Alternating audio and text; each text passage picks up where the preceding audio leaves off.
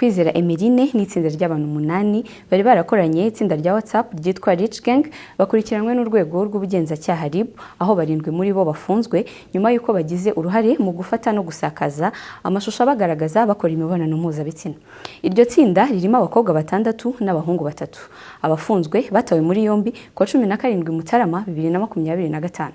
Abari gukurikiranwa uko ari 9 bahuriye mu itsinda bise Rich Gang ari naryo bifashishaga mu gukwirakwiza ayo mashusho y'urukozasoni barimo Ishimwe Patrick, Uwineza Nelisani, Gyozo Pascaline, Kwizera Emeline, Uwase Sariha, Uwase Belize, Shakira Uwase, Rucyana David na Banza Julien. Bose bafite hagati y'imyaka 20 na 28. Barindwi muri bo bakurikiranwe bafunze mu gihe abandi babiri bakurikiranwe badafunze. Bafungiye kuri sitasiyo za RIB zirimo iya Kicukiro, Gikondo, Remera, Kacyiru na Kimironko mu gihe dosiye zabo ziri gutunganywa ngo zishyikirizwe ubushinjacyaha. Amakuru agaragaza ko abo bakobwa n'abasore bifataga ayo mashusho bari gukora imibonano mpuzabitsina bakayasangiza abagore cyangwa abagabo kugira ngo babahe amafaranga. Bo ubwabo nibo bayifataga. Uretse gusakaza ayo mashusho abafashwe barapimwe basanga bakoresha ibiyobyabwenge aho mu bapimwe basanganywe urumogi ku gipimo kiri hagati ya 55 na 275. RIB ivuga ko urubyiruko rukuriye kumenya ko imbuga nkoranyambaga zitabereyeho gusakazaho amashusho y'urukozasoni cyangwa se gukorerwaho ibyaha.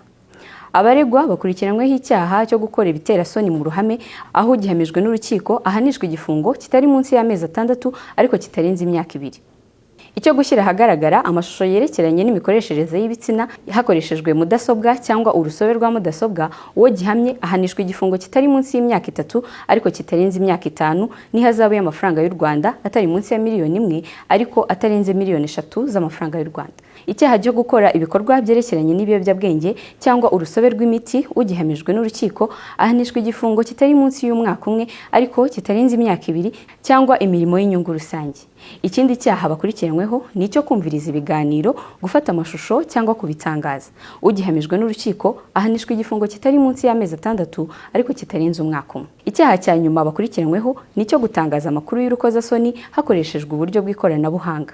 Ugihamijwe ahanisha igifungo kitari munsi y'amezi 6 ariko kitarenze imyaka 2.